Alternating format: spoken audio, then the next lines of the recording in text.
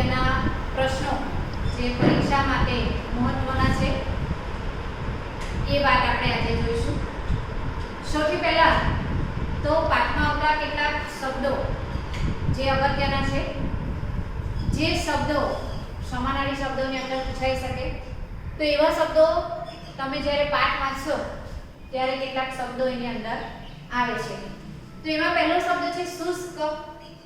શુષ્ક એટલે નીરસ। નરેનને કહેવામાં આવે છે કે તમે આવા શુષ્ક કેમ થઈ ગયા છો। સલોની જ્યારે નરેનને એ વાત સમજાવે છે ત્યારે શુષ્ક એટલે નીરસ, નૈસર્ગિક એટલે કુદરતી, નાજુક, કોમળ।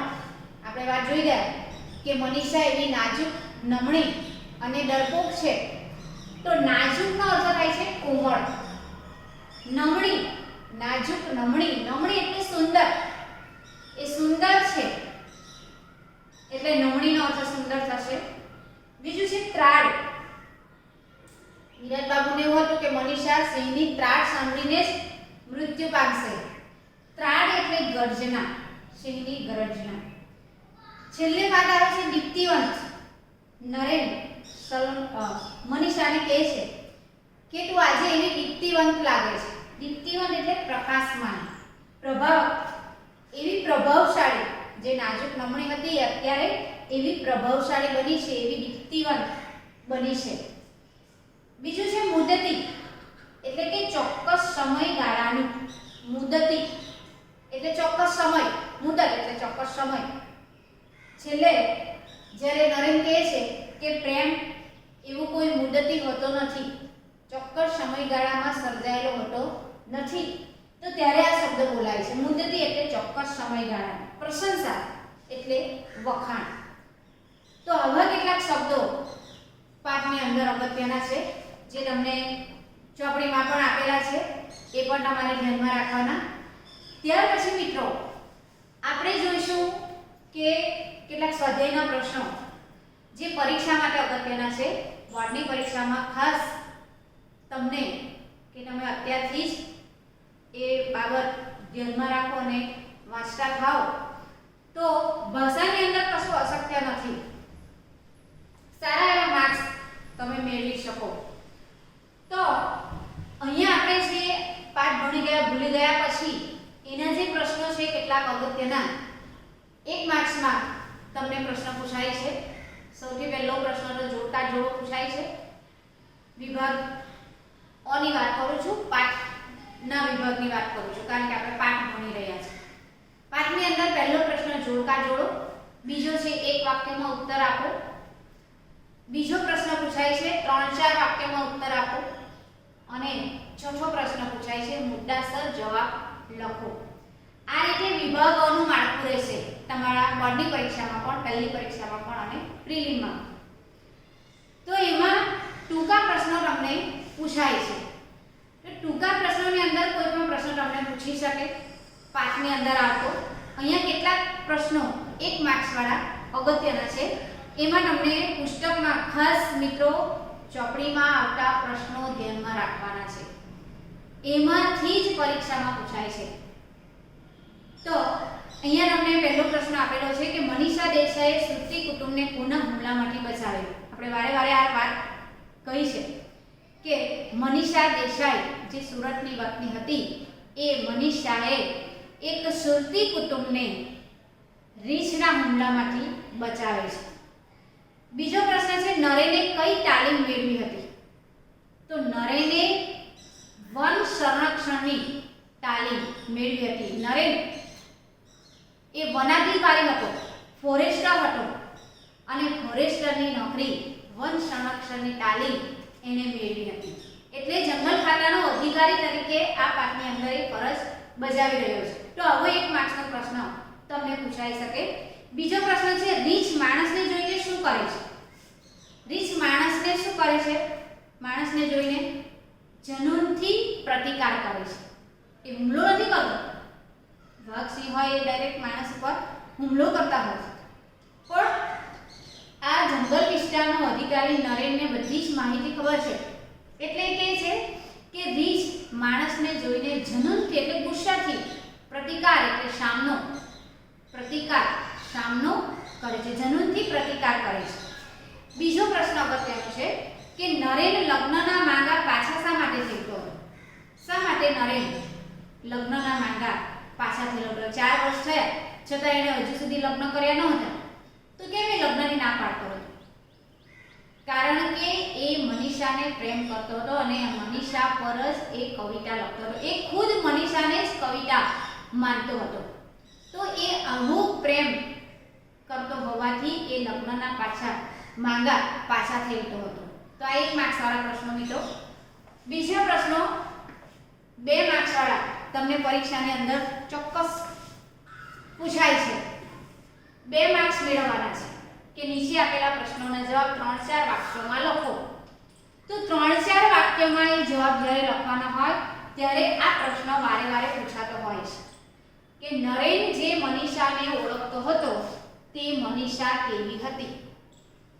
તો એનો ઉત્તર તમને આવડી જ ગયો હશે.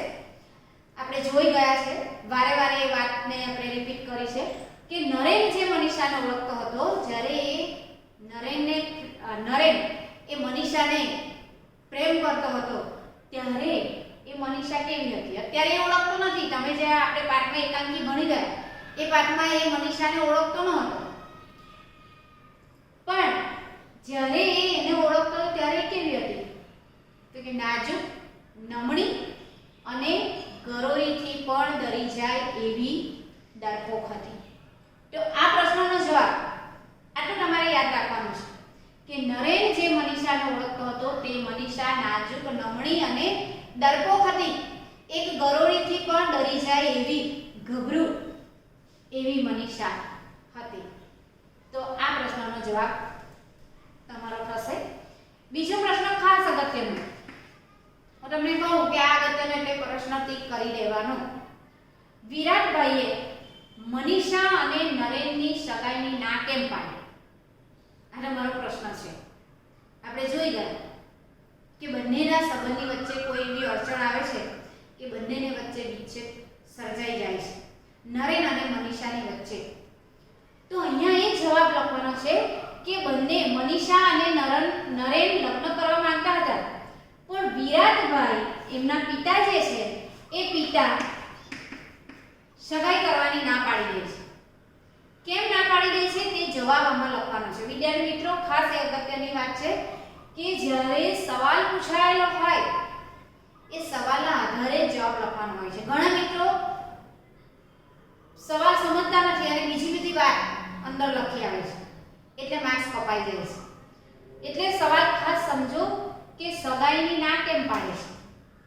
તો વાત આપણે જોઈ ગયા કે મનીષા અને નરેન એકબીજા સાથે લગ્ન કરવા માંગતા હતા, પણ વિરાટભાઈ મનીષાને કેવી માનતા હતા? નાજુક, નમણી અને ડરપોક. આવી મનીષા ગરોળીથી પણ ડરી જાય એવી મનીષા હતી અને એ મનીષાની સગાઈની ના પાડે છે.